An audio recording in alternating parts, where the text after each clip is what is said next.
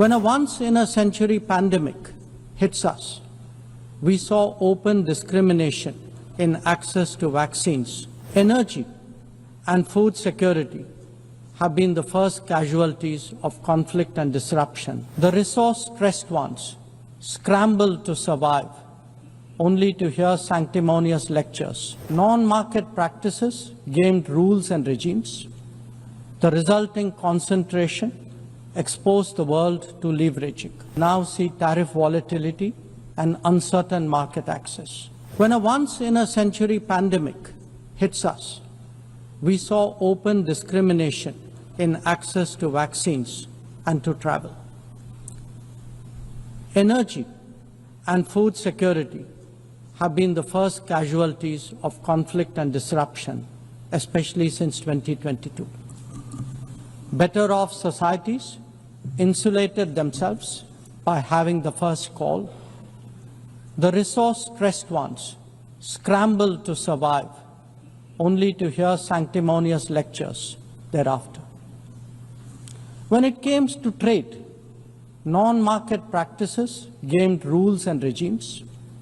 The resulting concentration exposed the world to leveraging. On top of that, we now see tariff volatility and uncertain market access. As a result, de-risking is a growing compulsion, whether from limited sources of supply or over-dependence on a particular market. Economic concerns have other dimensions as well. Heightened technology control is one. The grip on supply chains and critical minerals is another. The shaping of connectivity is no less sensitive. Protection of key sea lanes has become a challenge. Restricting the evolution of a global workplace is an issue. Each makes a compelling case for more international cooperation, not less. But are we really headed in that direction? And where has the UN actually made a difference? Madam President, as members of the UN, we meet here as sovereign equals. That is not a formalism, but a recognition of the inherent diversity of our world. Understandably, we have different history, traditions, heritage, and culture. For them to coexist, for them to enrich each other, it is imperative that we foster understanding and respect.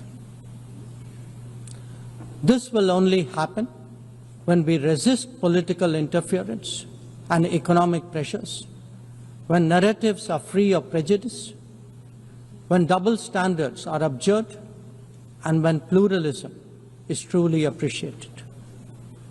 Madam President, Excellencies, while asserting our rights, we must also firmly face up to threats. Countering terrorism is a particular priority because it synthesizes bigotry, violence, intolerance, and fear.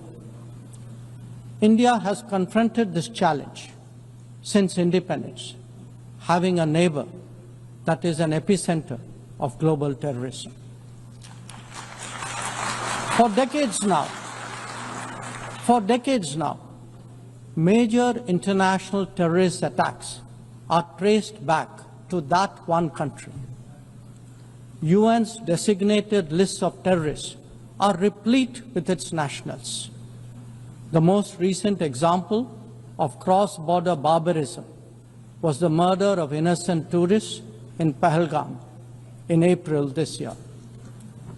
India exercised its right to defend its people against terrorism and brought its organizers and perpetrators to justice. Because terrorism is a shared threat, Madam President, it is essential that there is much deeper international cooperation. When nations openly declare terrorism a state policy, When terror hubs operate on an industrial scale, when terrorists are publicly glorified, then such actions must be unequivocally condemned.